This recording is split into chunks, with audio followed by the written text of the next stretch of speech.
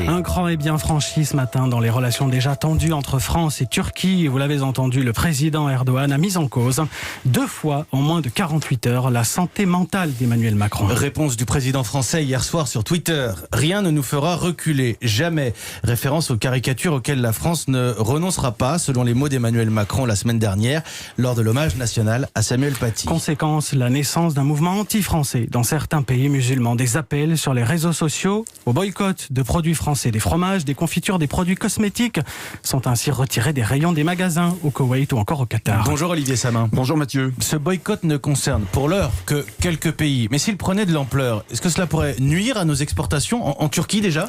Eh bien en Turquie, le risque est assez faible car la France y exporte peu de produits de consommation courante. Nos ventes là-bas sont surtout des ventes de produits industriels, Airbus, pièces pour la construction automobile, produits sidérurgiques principalement. Et ces exportations ont nettement baissé l'année dernière du fait de la crise économique que traverse la Turquie. Alors la question maintenant, c'est de savoir si une tension supplémentaire entre Ankara et Paris finirait par peser sur ces exportations de produits industriels français. Stéphane Salveta est secrétaire général de la Chambre de commerce franco-turque et vous allez l'entendre, il est serein. Ah, nous n'avons pas Stéphane Salveta qui dit que effectivement il est serein.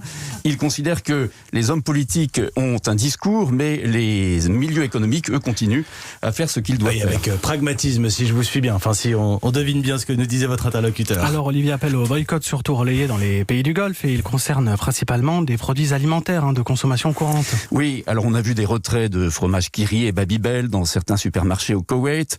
Le ministre du Commerce extérieur français, Franck Riester, a évoqué hier soir des impacts à ce stade impossible à chiffrer.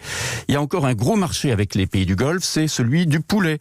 La France en exporte 70 000 tonnes par an. Alors autrefois, c'était le groupe Doux, mais son activité a été rachetée par un groupe saoudien, le groupe Al Munajem, qui exploite l'usine de Châteaulin dans le Finistère et qui est aujourd'hui le seul exportateur de poulet français vers les pays arabes. Alors on peut tout imaginer évidemment, mais une entreprise saoudienne visée par les appels au boycott, le scénario est assez improbable. Explication signée Olivier Samin.